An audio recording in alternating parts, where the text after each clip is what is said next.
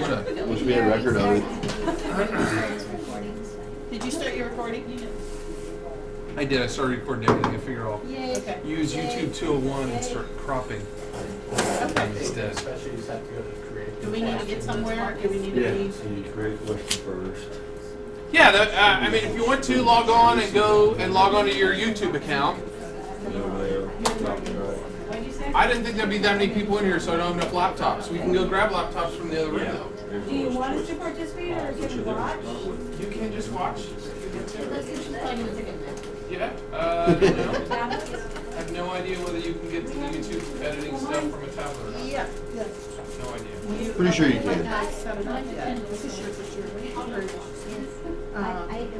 Okay, should I consider it 9:30 and just Yeah. get started? Yeah. I'm sorry, I didn't anticipate that many people in the room, so I apologize for not having enough laptops over here this class. So, learning objectives, we're going to go over YouTube video editing, some basic editing stuff. We're going to talk about cropping and also talk about a website called TubeChop, which kind of answers a question that I've had some other people ask about using other people's videos. Talk about how to add pop-ups and audio overlays and how to create playlists using both your own and outside videos and how to link those things to Moodle. I will say that only Jack was here last class, but some of the things I'm going to show you how to do in YouTube, you can also do with Edpuzzle. And for those of you doing flip classes, you may want to come and talk to me about Edpuzzle. Or I did record that session because I was actually here for that session to remember to hit record. Edpuzzle lets you do a lot of this stuff as well. So I'm not going to, this just shows learning objectives. I'm going to go ahead and go to YouTube and go through some of these things. And I want to start with TubeChop. And the reason I want to start with TubeChop is I've been asked a number of times, and my answer was always, I don't know how to do that. Is there a way to easily use somebody else's video and just show them this much of the video and not the whole hour and a half section of the video? So there's a website called TubeChop, which is really easy. In fact, I wish I had known about it before. It's just tubechop.com. All you have to do to use somebody else's video is get the URL up top of the video. I'm just going to grab this one. I don't even know what this, oh, it's one I use in another class. You just copy the URL into TubeChop and paste it right there and hit enter, and it shows, I have to paint the dummy again. Okay, it shows the video. It's about as easy as you can get. You just say, I want it to start here and end here, and you click the button that says chop it. Oh, wow. That's it. And now I've got a different video that I can embed with the embed code, just like I embed YouTube videos, and it's only going to show that little portion of the video. Okay? So I know there's a lot of times that teachers will be like, I've got an hour and a half, but I only want to show this 10 minutes of the video. Just so you know, with TubeChop, they can still get to the whole video. It still gives them a YouTube link. They can go and watch the whole thing if they want to. But when I embed this code, if I wanted to go in and embed this into my Moodle site,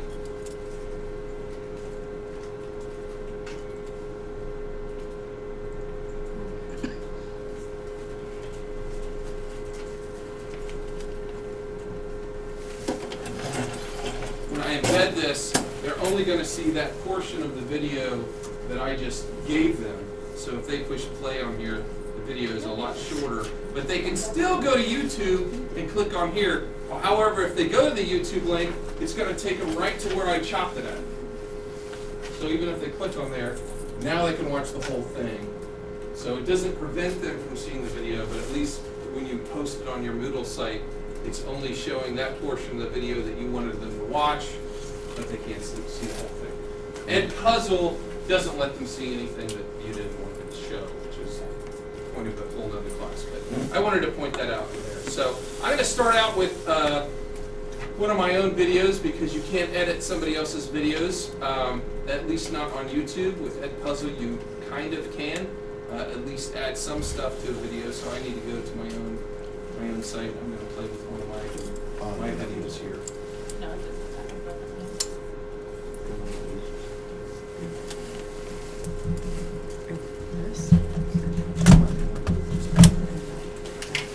That's what happens to mine thing periodically. That's the first time it's ever happened. I know the easy way is to turn off, turn back on. Yeah, that's what I do. But I don't know why I just did that. It doesn't happen often? Yeah, just shift it over. Yeah. Oh, now you know. Is that why. why yours was Oh, welcome to my world. Okay, I don't know why I just did Multiple times. It's an Yeah, Integra foot. Same here.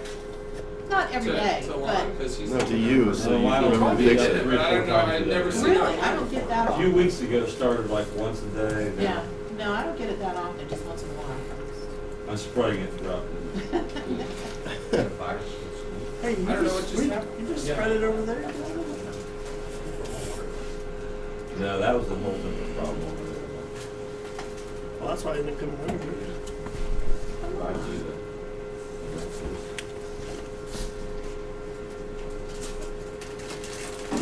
Okay, sorry about that. So I'm going to go ahead and use this 6-minute video that I just did on using Edpuzzle for the first time that I made for my hardware students.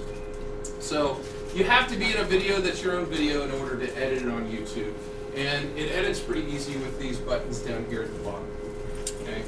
So the first, I'm going to just kind of go through the buttons. The first button is the same one that you see every time you upload a YouTube video. So if you ever want to go back and change the name of your video, if you want to add description in there of what the video is, that's where you can do it right here. You can also change who can see your video.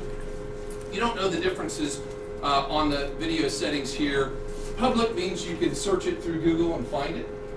Unlisted means people can't find it. They need to know, anybody can watch it if you send them the link, but they can't find it by doing a search. And private means that you have to specifically put in somebody's email address for them to see it. Okay? So if you've got family videos and you want to save them, you can upload them to your YouTube account and just list them as private. No one would ever be able to see those videos. Okay? So that's the difference between those. Most of my stuff is public unless it's something specifically that I've got passwords saved on for tech students or something, then I'll make it unlisted so nobody else can find it. So that's the first button. It also lets you see how many times people have viewed it, and a little information on the left-hand side. You can change this picture. If you don't know, this picture is not, it's just a random spot on the video that YouTube selects. And it randomly selects 3 different spots on there. So you could say, I want this one to be my thumbnail instead. And then I think I'd have to save changes in order to get it to pop up and change to that one. But you can also change it to any picture you want to. Yeah, you can upload any kind of picture you want to and make that preview here that you see when you look at a YouTube video to be that too. Yeah. I'm sorry, I was fiddling with this because it wasn't coming out. But where do you find Edpuzzle? Well, that's a whole different class. Oh, okay, well, I was looking. No, this video is on Edpuzzle. Oh, Just a okay. YouTube video. It's just a YouTube Gotcha, video. I so did you're for my still on students. Tube Shop. Yeah. I got it, So I'm sorry. this is just YouTube. We're talking about editing Yeah. videos on YouTube now. We're Okay. past Tube Shop was moved. I'm sorry, I was having, Okay, so that's just Difficult. changing that picture icon. So the next button down there that you have to go, you can either now come back up here. That's the same buttons that you saw when we were looking at the video here. These buttons here, once I get into one of them, we see all those buttons up here. Okay, I don't see those. you have to have your own video. You have to have your own video. You cannot Oh, edit okay. somebody else's video. Gotcha. So you can only edit your own video.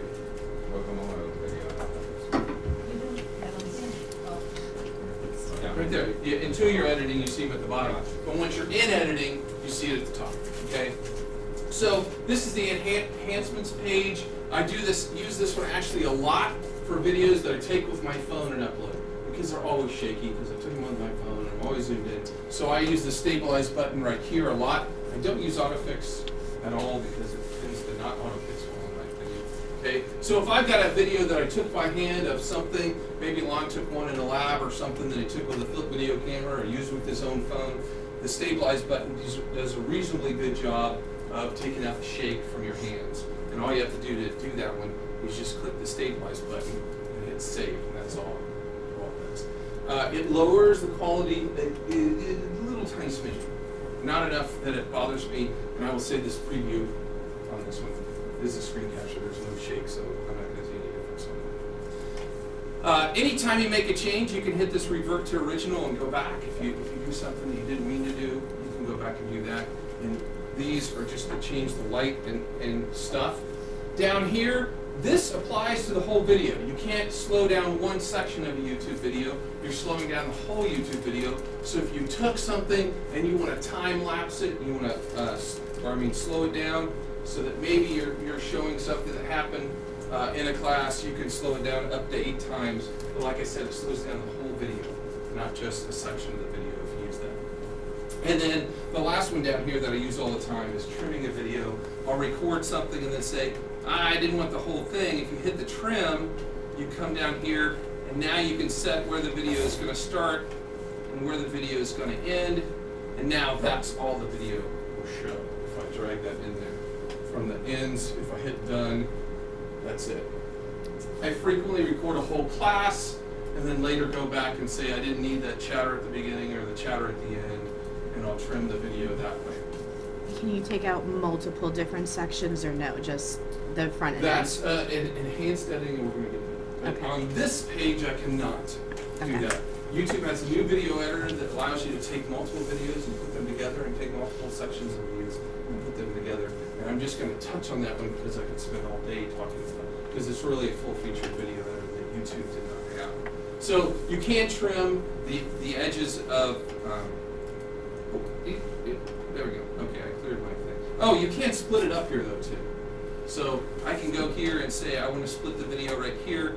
I click there, and now I've got. Maybe you can. You can. Look at that. See? That's a new feature. I didn't even notice that one. So now I can play this part, and then it goes to that part, and this middle section will just be cut out altogether. I did not know it did that.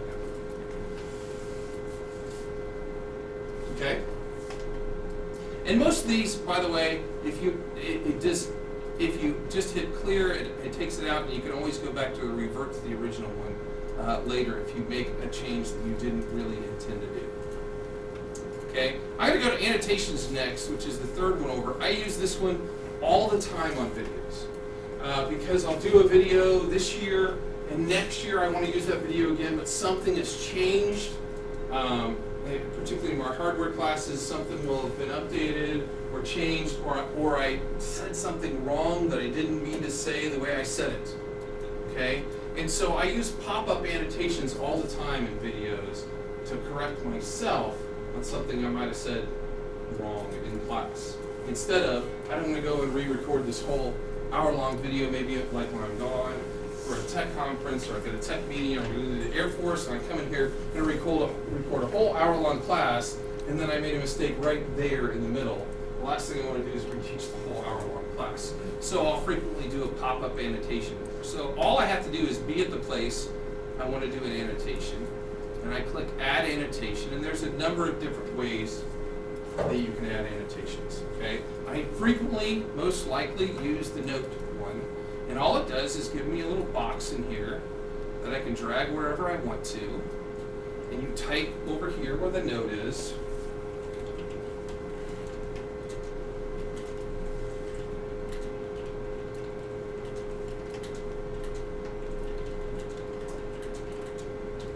And I might add that note in there. I can change down here the color, the font size. So if I want it to be black, or I can make it white, so it depends on what I'm typing over. And I can make the background different, I can make it see-through, I can color it if I want to here, I can change the font size. It's limited the amount of font changes I can make. Somehow I get play when I was doing that, there we go. So that's what a note is, and down here at the bottom is where I put where I want the note to be and how long I want the note to play. So maybe it's just a pop-up, so when they're watching this part of the video, maybe I want it to pop up for only a couple seconds, and I do that on flipped classes a lot, where I make a note in there, and then later on I ask them a question about the note, because I don't want it up too long. I want them to have to pay attention to the video. Okay?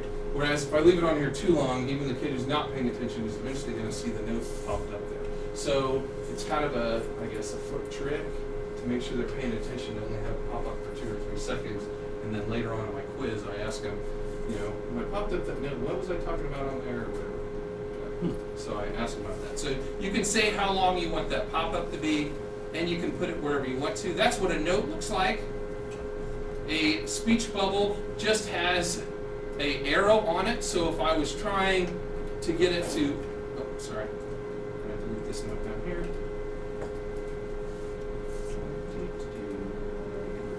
There we go.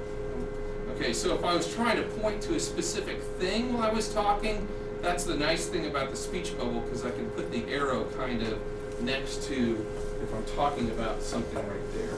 It's really the same thing as a note, but it has that little temple on the side that you can move around to wherever you want it to come from. And I suppose if I was trying to make it look like somebody was talking, I would go over somebody's head.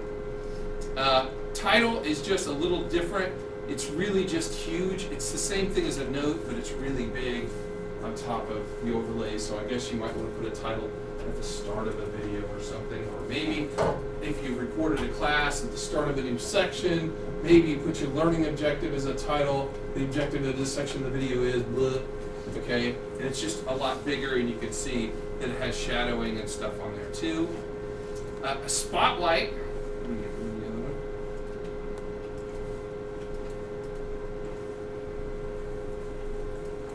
There we go.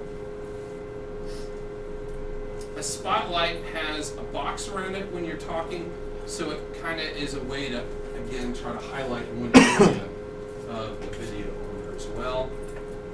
And I could change the color of the line around there, but you still have text that was going to be in there, but the difference is that now you can change the colors on there. So really, they're almost all about the same thing, and label again is that, you know, the difference between that and a note is really just the way it's presented on the page, which is why I really just use note all the time when I put stuff in. So I'll do that a lot on a video, to update, change content, to give additional content on the top of the video, and to make it so that I can ask questions in a flipped video that maybe wasn't just part of the audio, and make sure they were paying attention to the video itself.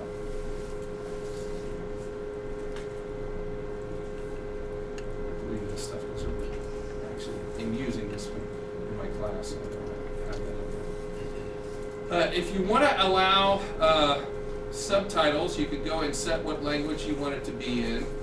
And you can go ahead and hit save there, and that just is saying that you're going to have automatic English subtitles throughout this. It's their translation and their subtitles that are going to go on there. So if it doesn't match, I don't know, I haven't actually tried to see if I can edit those at all. I'm not talking, or it's not.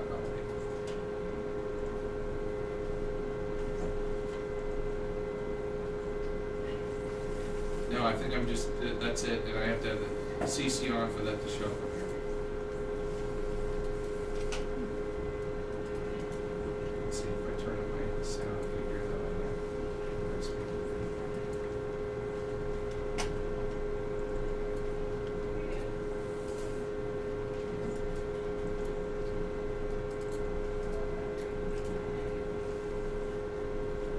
Google, so I'm going to go ahead and log in. So then now that I'm logged in over here, so that as they go through here, you can hear me, and you can see what pop up, and it's going to ask. If you obviously had a student you wanted to be able to ensure that they had to see the words and stuff, maybe a reading intervention type thing, you can make it so it forces that stuff to come up on there. The last one that I skipped, I'm sorry, was audio. And really on the audio, they have a whole bunch of audio tracks that you can add. This video is on how to use Edpuzzle. Sorry. That you can add as an overlay. They're all free, they're all open source, so there's no copyright infringement or anything if you use that. Are you having trouble with that? That you need help with? It's just saying it's got it active, or plugin is vulnerable and should be updated, and It's just activated. I did. You just I have to, remember. yeah. That's all. Oh, okay. I tried to do the other thing. Okay, cool. Thanks.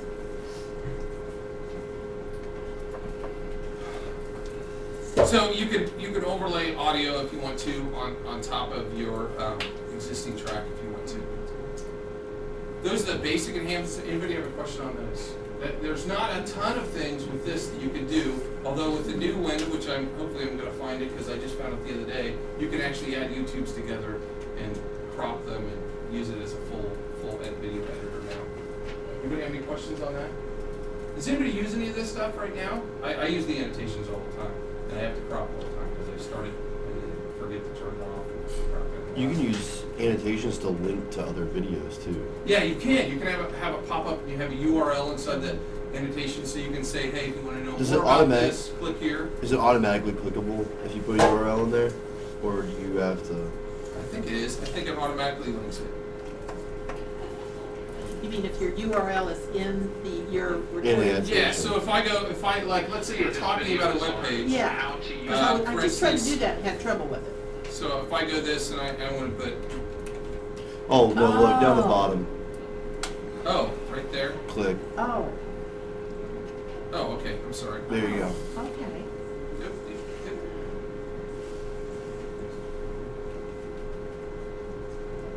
Yeah, you can link to videos, playlists. You have to pick yours. Oh, cool. But I think up here you can actually put a link to another web page too. Maybe. I don't know. I think you can. You mean within the actual video? Yeah. Oh, I tried to do this. but I didn't- think didn't it'll realize it was- automatically. Didn't work. No, there's no way for me to try that right now because I really don't believe it. I thought. Maybe I'm wrong. Is that audio? We're not under audio, closing notifications.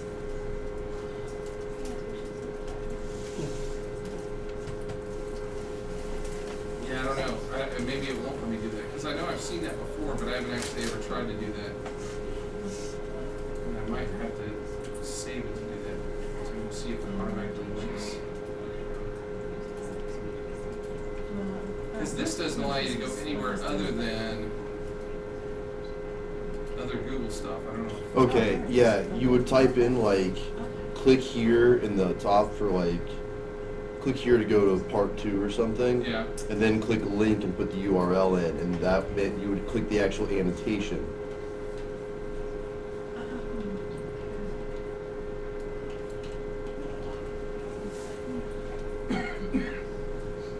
And then whatever you put in the note. What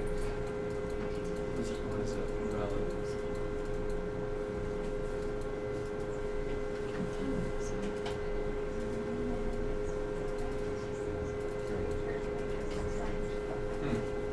I haven't tried that before, actually. So it looks like it's easy to other videos, but not Okay, to this other. video is on how to use.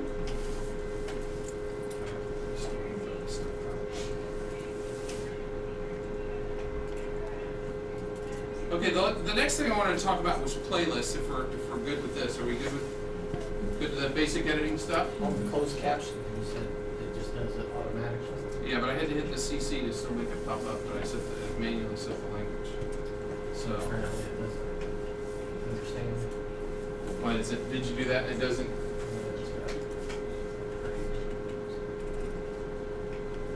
Yeah, I don't know if there's a way. Is the text down there that you can edit? So you can go and edit it if you want to. Yeah, it isn't perfect, and I have problems with some of the hardware stuff that it doesn't recognize what I'm talking about when I'm talking about motherboard stuff, which is why you can edit the annotations if you want to. Oh, look, enable your account for external annotation use. I guess I have to enable Mike in order to.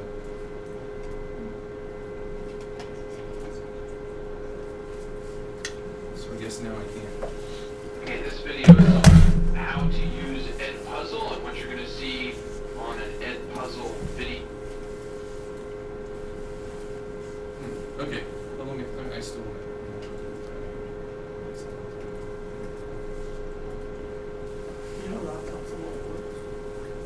Yeah, none of those are going to work. That's why I said, you walked in late. I would have grabbed them. Or just walk across the hall. Just walk right across the hall. What do you mean? That one's, It was supposed Whose is this? it's one that I brought back to you because it won't let me log in. Oh, okay. But just, the whole cart's over there, just take one that's plugged in there, Mike. Okay, so I'm going to go back to my channel and talk about playlists. The reason I use playlists, I used to have all kinds of stuff linked in my class and have and upload videos to my class for each section. And instead, I decided it was easier just to have a link to the playlist for that chapter at the bottom. And then when I upload something to YouTube, it changes the playlist. So I don't have to keep coming back to a specific section and say, hey, here's the videos for that. It's just they go here and they go to the playlist for that chapter instead. So if they're in chapter 2 and they click on the chapter 2 videos, they go to the chapter 2 playlist and it shows all the videos related to what we did in chapter 2. And that way I don't have to go back and forth. I don't ever have to update Moodle again. I just have the playlist right there. So is anybody else using playlists right now on their classes? Okay, so we'll go through and how to set up playlists. It's pretty easy. So if I go to playlists over here on the left-hand side, and I want to make a playlist, all I have to do is click playlist. So first of all, you have to be on your YouTube site, and I go to my own channel over here on YouTube to get there. And then, once I'm there, I click on my playlists. And to add a new playlist, you just click New Playlist, and you give it a title. So if you're in, you can do it on your subjects, you could do it on the chapters. Mine are all chapter-based, because my chapters are all broken up by subject. But you can do the same thing. If you want to do it on polynomials, you can make a playlist just on polynomials or whatever section you have that you're teaching. So I'm just going to say chapter 14 because I don't have chapter 14 that I use, and I hit create. That's it as far as making the playlist. Now I can add either my own videos into my playlist or other people's videos into the playlist by just clicking add videos. If I click add videos, it defaults to just putting in the video search, but you can go right to the URL and put in the URL for the YouTube video. So if I already have a YouTube, let me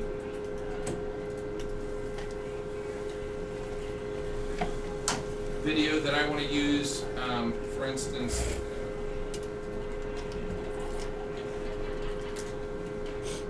I'm just searching for anything. Okay, so I've got this video on how to fix motherboard pins. Okay, so what I'm going to be doing in this. So if I want to add this one to the playlist, all I have to do is copy that address, stick it right in here, and now down at the bottom you see all of a sudden I got a button that shows up that says add videos. So I just added that video into my chapter 14 playlist. Anytime you're at a video that you like, you can also add it as long as you're logged into YouTube. Hello and welcome to this.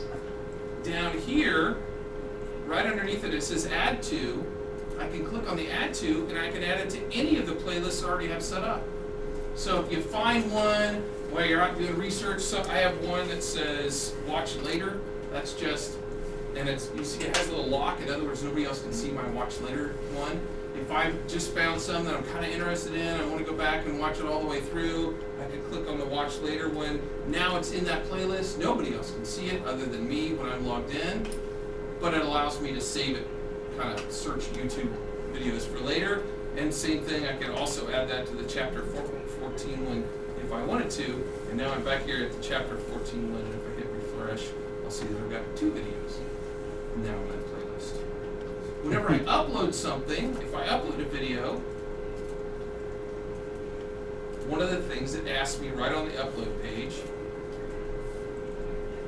is there a playlist? So I go over right here, add to a playlist. So every time I add a video, I'm going to throw it in the playlist that it belongs in when I'm uploading the video. So if I record a class today and I know I'm in the middle of chapter 7, when I go to upload it after I finish recording the class, I just click it right there, and now when it finishes uploading, it's going to go right there. If you haven't done YouTube and you haven't uploaded in a while, the publish button is new.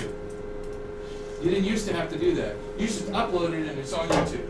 Okay? If you don't click the publish button, it's not on YouTube. No one can see it. So I have to remember that I want to publish that, in other words, make it viewable at some point. I can do it right now while it's still uploading and going through. It's not going to work because it's going to say, I already have the video uploaded, I think. So it's probably going to fail once it's done processing the video.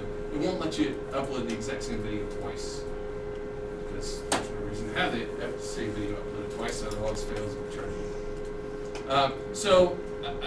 Where was I? So that's the other way to get videos inside my playlist. I'm going to go back to my playlist again, go to my channel, and then I'm going to go to my playlist, and we'll look at chapter 14 again, because that's the one I'm playing with right now. The other thing I could do on my playlist, which you probably want to do when you add videos, is make sure they're in the order that you want them in. It's kind of, when I initially upload stuff, they're kind of in a willy-nilly order, but then I kind of want them in the order that my subject matter goes, because it doesn't make any sense if they watch this video and don't even know what a hard drive is yet, because they didn't watch the introduction to the hard drive video, whatever my first video lesson is in the thing. So when I've got here, I can go to playlist settings. Oh, I'm sorry, that's not the quick one. Oh, I'm already there. So I'm in the playlist. I can go over here right on the edge, and I can drag videos into whatever order I want to, and then I made the change to my playlist right there. And the playlist settings is just to say how do I want it. Do I want it? I can disallow embedding. In other words, so nobody else can use my video in their site. I'm not sure if I disallow embedding, if I also disallow it to myself, though. I've never done that, so. And then it says ordering manual. You can also make it so it's oldest to newest, newest to oldest, most popular, which means the more people watch a video, the more it floats to the top of the list. I don't do any of those things. I always leave it on manual because if it's based on my class content, I want to define what order the stuff goes in. I don't want students or other viewers to decide what order. You can see it already deleted that video because I already had it uploaded, so that's why that one's not there. The other thing on playlists is that when you go to your own channel, I go to my channel home, I don't really send my channel home to students. This is my student side website, which is why there's no real welcome video or anything. But I do try to put the current chapter that we're on up top, just in case they come to the page. But generally, most of my students don't come here. They follow it from the Moodle link and go straight to the chapter that we're currently in. So you can edit your home page from here too, and move around what order your playlists show up as well. I kind of want to show you how to add your playlist to your Moodle page. So if I'm on that playlist for chapter 14, I can embed the whole playlist onto Moodle, which is what I do. So when I go here, all I do is go to share, and I want to click on embed right here, and there's my embed code for the playlist. When you're embedding a whole Moodle, usually it doesn't go off the page like that. So that's the word embed, and I'm going to copy this embed code so that if I wanted to embed this on my Moodle page, I'm going to put a copy of this.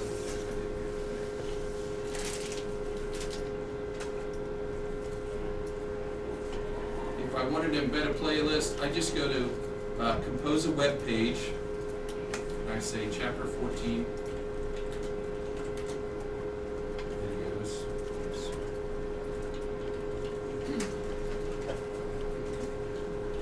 Or in elementary school, you could have reading videos or whatever. I know that there was just a class, or Ashley's doing a class on using YouTube to teach reading, and you could do the same thing with that. Now, when you embed a video on a web page, it's down here. You don't just paste that code that I just copied, because that won't do anything. Okay? You have to, because it's code, you have to hit the code button, which is that right there. That switches the HTML code. So you push on that button, and then you paste that embed, and then when I push on that button again, the YouTube playlist is right there. Okay. If you guys didn't know that, whenever there's a share on anything, it gives you this code. The code, if you want to add it to Moodle, you have to hit the HTML code button, just paste it, and then that code makes it right in there. So now I've got this playlist up top here, and I would have this down in my chapter 14 area at the bottom. If the students click on that, they go to the playlist for that chapter, and they would be able to go and watch any of the videos for that chapter right there. And it always starts at the top.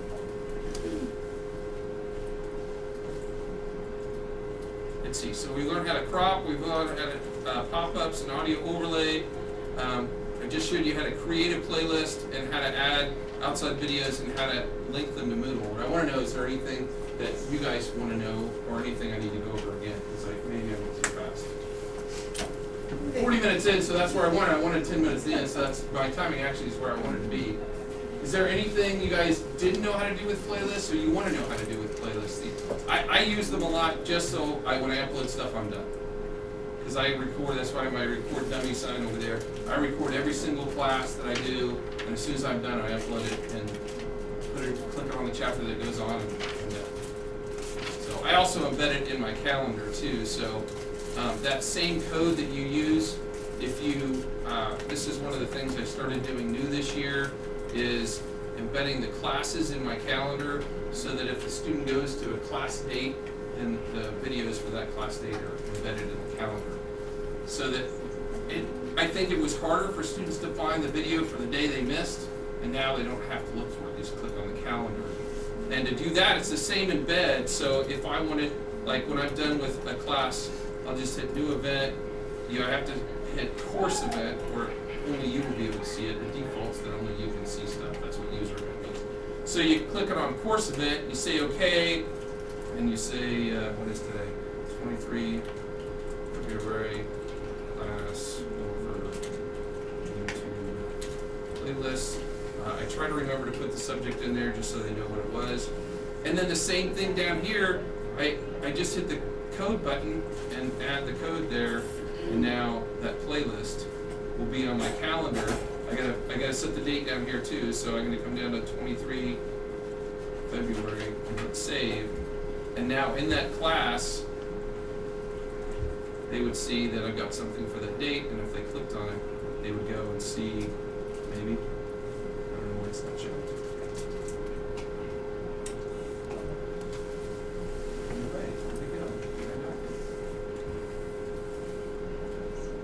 I've actually never tried to do a playlist.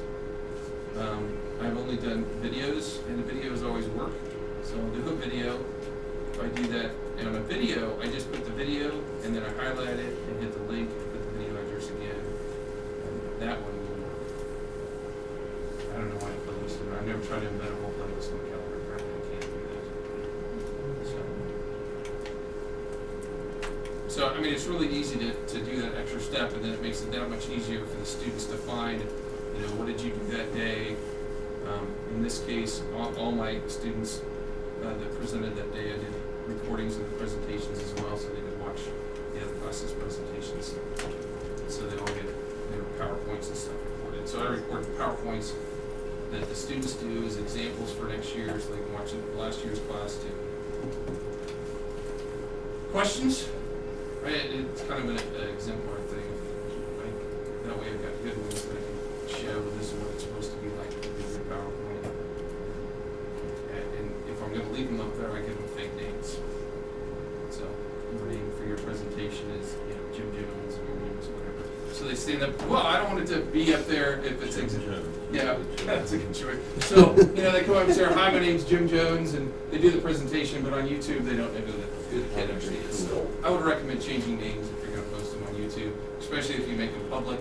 They're private, no one's going to find them anyways. Somebody's going to come perusing through our site. Charles Manson, whatever, they don't know who Jim Jones is. You give them that name, they have no idea who that is. So. No questions? Nope. Want to use it? If you upload videos and do use your stuff with YouTube, I recommend playlists. I think it's easier to do stuff than just being able to do basic video stuff. If you have can you share your playlists somehow with them? Yeah. Well, I mean, what I normally do is... We don't really use Moodle. Right, so when I do it, here's an example of my sub-day assignment. I just go ahead and upload it, and I have the sub-day assignment there, and there's the video right there. So they don't even have to, I don't have to share anything. They log on to Moodle. Your sub can log on. I didn't know. Like if you get them. Yeah, well, they don't have to. Anybody can get to this, right? Oh, okay. Any guest, I could be logged out of this right now. I can log out of Moodle. To go to that. Right, and if they come, and I have a link on my desktop actually to the sites. But if they came into this class, I just did English instead of business. If they came into this class, there we go. even though they're not there, it's like, okay, there's a Sunday assignment, they can see it, they can click on it, and the video's right there, and they can play the video without having to go to anything else, so.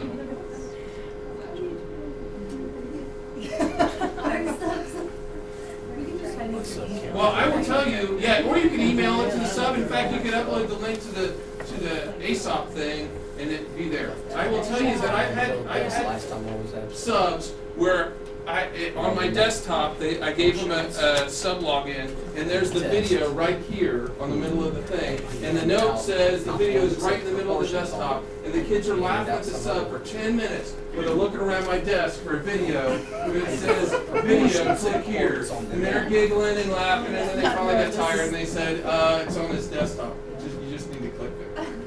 So, yeah, I did say desktop, so.